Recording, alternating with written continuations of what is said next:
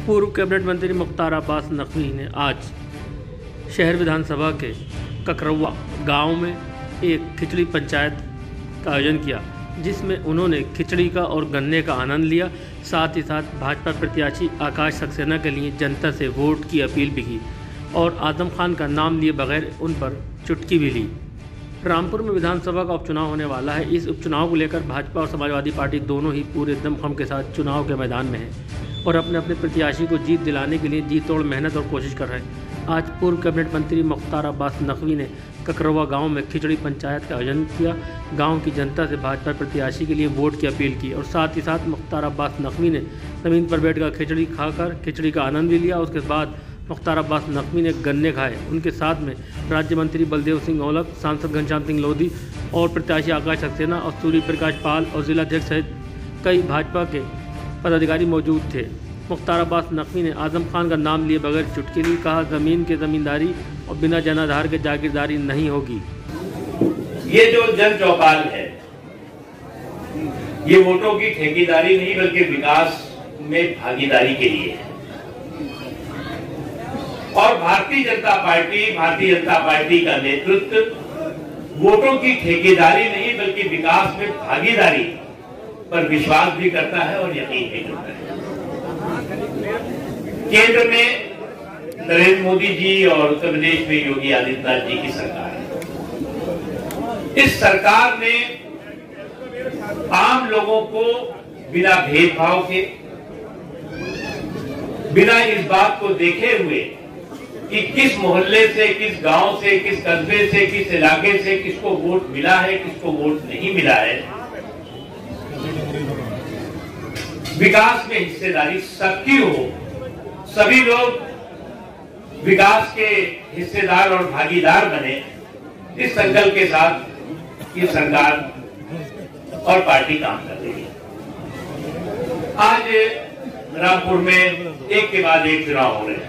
अभी हमारे घनश्याम लोधी जी को आपने आशीर्वाद देकर के लोकसभा में पहुंचाया और भारतीय जनता पार्टी के कमल के निशान पर को पूरे हिंदुस्तान में सम्मान दिलाया।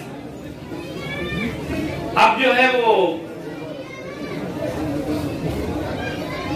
ये उपचुनाव जो है वो विधानसभा का है। मुझे कोई कह रहा था कि साहब ये गढ़ है किसी का। हमने कहा भैया देखो एक बात समझ लो, बिना जमीन की जमींदारी और बिना जनाधार की जागीरदारी नहीं होती। आजकल बड़े बड़े गढ़ भी गड्ढे में चले गए हैं। इसलिए जो है वो हमें गढ़ अगर किसी का होना चाहिए तो लोगों के विकास का होना चाहिए, लोगों में विश्वास का होना चाहिए, लोगों की सुरक्षा का होना चाहिए, लोगों की समृद्धि का होना चाहिए। और इस काम को लेकर ये जो खिचड़ी पंचायत है, ये लोगों के सीधे संपर्क और संवाद का साधन है। हम यहाँ कोई जनसभा नहीं करने आए हैं। हम कोई जो है वो हजारों लोगों के जनसभा को संबोधित भी नहीं कर रहे हैं। हम यहाँ जो सैकड़ों की संख्या में गांव के लोग हैं, यहाँ पे ककरौवा गांव अपने आप में बहुत महत्वपूर्ण गांव है, ऐतिहासिक गांव है। कई लोग कहते हैं कि साहब यहाँ पर ये वोटों का समीकरण है, ये वोटों का समीकरण है, ये इस जाति के हैं, यहाँ पे इस धर्म के हैं, इस। मैं तो देख रहा हूँ कि सारा ये समीकरण और सारा ये जातियों, धर्मों, वोटों की ठेकेदारी, वोटों की जागीरदारी का ये सब सारा मगर जाल खत्म हो चुका है। इसलिए हमें एक बात सबको समझना चाहिए कि कभी भी जो है वो बदले की सियासत नहीं बल्कि बेहतरी की के संकल्प और सोच के साथ काम करनी है। हमें बदले की सियासत जो लोग करते हैं उनका भाषण क्या होता है उसे कहने की जरूरत नहीं। मित्रों, मैं बहुत कम शब्दों में मैं अपनी बात को आज बताना चाहता हूं। आज से 5 महीने पहले हम इसी प्रांगण में इकट्ठे हुए थे और चुनाव आपके सामने था और उस समय भी मैंने ये कहा था कि अगर लोगों ने गलती की तो 1 साल के अंदर दोबारा चुनाव होगा। लेकिन देखो 1 साल भी नहीं लगा और आज ऊपर वाले ने ऐसी स्थिति पैदा कर दी। लेकिन इस स्थिति के पीछे एक कारण है, और वो कोई छोटा मोटा कारण नहीं है। भगवान ने ये स्थिति इसलिए ये लाके दी है कि भगवान चाहते हैं कि जो गलती और लोगों ने की वो आप लोगों के माध्यम से सही हो, और आप लोगों के वोट से ये भारतीय जनता पार्टी की ये सीट जीत कर जाए। इसलिए ये गलती की गई थी और भगवान ने इसके साथ दिया।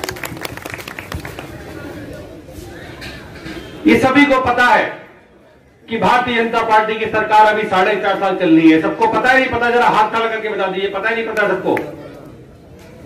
ये बात मैं इसलिए कह रहा हूं कि जब 4.5 साल अभी सरकार और चलनी है, तो मैं अपने उन मुस्लिम भाइयों को ये बताना चाहता हूं, मैं उनसे ये आग्रह करना चाहता हूं कि आज जो समाजवादी पार्टी का जो कैंडिडेट है, मेरा दावा है कि आधे से ज्यादा लोग उसको व्यक्तिगत रूप से नहीं जानते हैं। उस बेचारे को तो सिर्फ इस्तेमाल किया जाता है हारने के लिए।